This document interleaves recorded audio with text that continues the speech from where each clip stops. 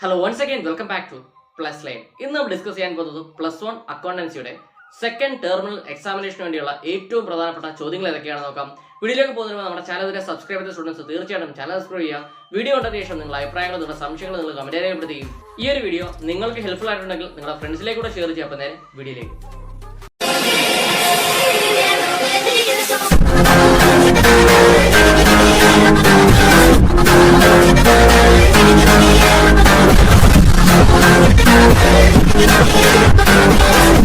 First question, define accounting, objectives, advantages and limitations.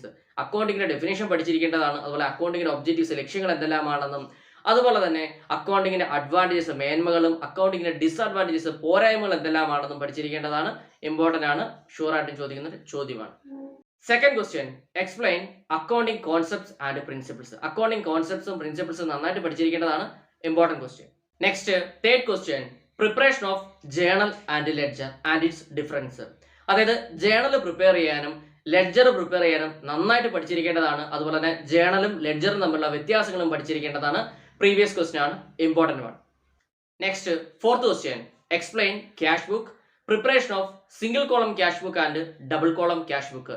എന്താണ് cash book എന്ന് പഠിക്കുക. അതുപോലെ തന്നെ സിംഗിൾ കോളം ക്യാഷ് ബുക്കും ഡബിൾ കോളം ക്യാഷ് ബുക്കും പ്രിപ്പയർ ചെയ്യാൻ നന്നായിട്ട് പഠിച്ചിരിക്കണം. കൂടുതൽ തവണ ചോദിച്ചു കണ്ടിട്ടുള്ളത് double column cash book prepare ചെയ്യാനാണ്. എന്തായാലും 8 മാർക്കിന് ചോദിക്കുന്ന ചോദ്യമാണ്. Next, fifth question, explain petty cash book and it's advantages and preparation of petty cash book.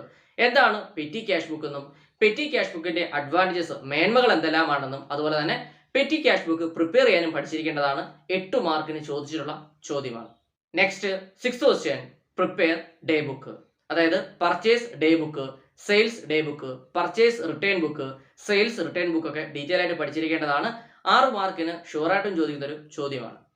Next, seventh question, explain bank reconciliation statement, importance and preparation of bank reconciliation statement. എന്താണ് bank reconciliation statement എന്നും bank reconciliation statement പ്രാധാന്യം എന്തെല്ലാമാണെന്നും അതുപോലെ തന്നെ bank reconciliation statement prepare ചെയ്യാനും പഠിച്ചിരിക്കണം. ഉറപ്പായിട്ടും ചോദിക്കുന്ന ചോദ്യമാണ്. മുൻ വർഷങ്ങളിൽ 8 മാർക്കിന് ചോദിച്ചിട്ടുള്ള ചോദ്യമാണ്. Next, ninth question, explain the methods of calculating depreciation under straight line method and written down method. അതായത് സ്ട്രേറ്റ് ലൈൻ മെത്തേഡ് പ്രകാരവും റിട്ടേൺ ഡൗൺ മെത്തേഡ് പ്രകാരവും ഡിപ്രിസിയേഷൻ കാൽക്കുലേറ്റ് ചെയ്യാൻ പഠിച്ചിരിക്കണം.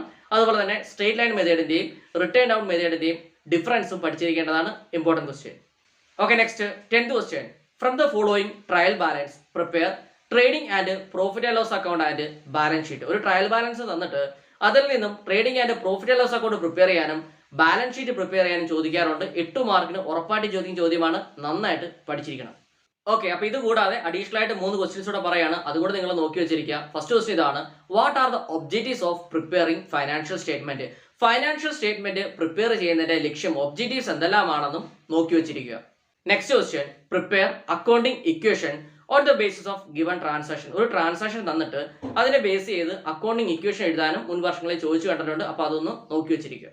Last question, what are the qualitative characteristics of accounting information. Accounting ഇൻഫർമേഷന്റെ qualitative characteristics എന്തെല്ലാമാണെന്നും നോക്കി വെച്ചിരിക്കുക.